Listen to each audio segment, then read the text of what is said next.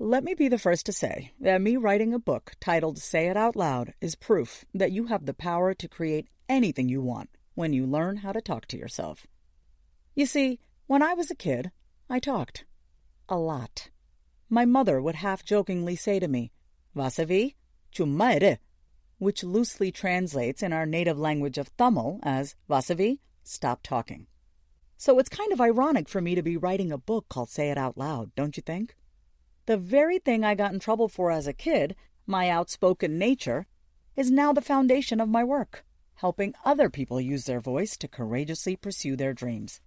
Imagine if I had taken chumma to heart and listened to my mother, which I rarely did, I wouldn't be where I am today.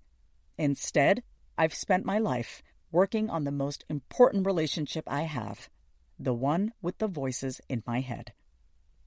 When I was young, I would stand in between my parents during one of their many squabbles and mediate between them. Okay, I'd say to one of them, you say how you feel out loud. And then I would turn to my other parent and direct, okay, now you listen and then you say how you really feel out loud. Watching them was like witnessing two children hungry for understanding and attention. I could sense my mother's frustration and would say to my dad, why are you ignoring her? She's talking to you. And I would say to my mother, please stop yelling. It's just making things worse. When I sensed that neither one of them was saying how they felt, I spoke up for them. I learned how to navigate the tension in the room by calling out the obvious.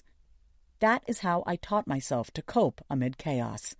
I said it out loud, even though I should have probably just chumma.